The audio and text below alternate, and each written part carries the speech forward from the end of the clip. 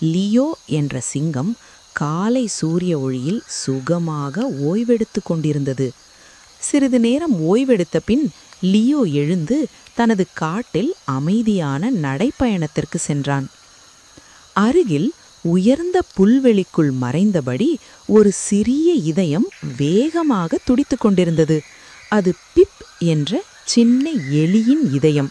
ஒரு கல்லுக்கும் சிறிய அளவான சின்ன எலி அது. பிப் உணவை தேடி வேகமாக ஓடிக்கொண்டே இங்கே அங்கே சுறுசுறுப்பாக அசைந்து கொண்டிருந்தது. அவனது அவசரத்தில் லியோவை பிப் கவனிக்கவே இல்லை. தம்! லியோவின் பெரிய மென்மையான பாதத்தின் மீது பிப் ஓடி மோதியது.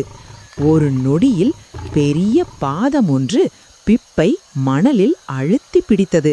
தயவு செய்து என்னை விட்டுவிடுங்கள் என்று பிப் நடுங்கிய குரலில் கத்தினான். பெரிய அரசே, என்னை மன்னியுங்கள். ஒரு நாள் உங்களுடைய கருணைக்கு நான் பதில் கொடுப்பேன். ஒரு எலி ஒரு சிங்கத்துக்கு உதவுமா? லியோ சிரிப்பில் வெடித்தான். ஆனால் பிப்பின் துணிச்சல் அவனது மனதை தொட்டது. மென்மையான சிரிப்புடன் லியோ தனது பாதத்தை எடுத்தான். பிப் ஒரு நொடியும் காத்துவில்லை. அவனது சின்ன கால்கள் முடிந்த அளவு புல்வெளிக்குள் மறைந்துவிட்டான். நாட்கள் கடந்தன. ஒரு மதிய வேளையில் லியோ தனது காட்டில் பெருமையுடன் நடந்து செல்லும்போது இலைகளுக்குள் மறைந்திருந்த ஏதோ ஒன்றில் அவனது கால் சிக்கியது. ஸ்னாப்! ஒரே நொடியில் ஒரு கயிறு வலை மண்ணிலிருந்து எழுந்து வலிமையான சிங்கத்தை மேலே தூக்கியது. லியோ கர்ஜித்து போராடினான். ஆனால் அவன் அசைந்த அளவுக்கு கயிறுகள் மேலும் இறுக்கமாகின. தூரத்தில் வேட்டையாடர்களின் விசில் சத்தம் கேட்டது. பயம் லியோவின் மனதில் நுழைந்தது. வாழ்க்கையில் முதல் முறையாக சிங்கராஜா உதவியில்லாதவனாக மாறினான். அப்பொழுது கீழே இருந்து ஒரு சின்ன குரல் கேட்டது. அரசே, அசையாதீர்கள். அது பிப்.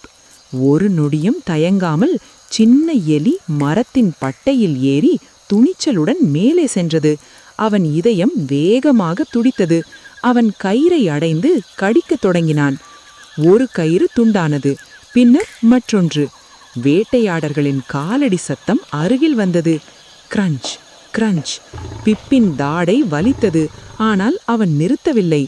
ஒரு கடைசி முழு சக்தியுடன் கடித்தபோது முடிச்சு தளர்ந்தது. வலை திரையாக விழுந்தது. லியோ பாதுகாப்பாக மண்ணில் இறங்கினான். அவன் உயரமாக நின்று தனது முடியை உதிர்த்துவிட்டு ஒரு பெரிய கர்ஜனை விட்டான். அந்த சத்தத்தை கேட்ட வேட்டையாடர்கள் பயந்து ஓடினர். காடு மீண்டும் அமைதியானது. லியோ பிப்பை நோக்கி மெதுவாக தலை தாழ்த்தினான். அந்த சின்ன நண்பருக்கு மரியாதை காட்டினான். அந்த நொடியில்தான் சிங்கராஜா ஒரு முக்கியமான பாடத்தை கற்றுக்கொண்டான். சிறிய நண்பனாக இருந்தாலும் அவனே பெரிய வீரனாக இருக்கலாம். அன்புடன் செய்த எந்த நல்ல செயலும் எவ்வளவு சிறிதாக இருந்தாலும் ஒருபோதும் வீணாகாது.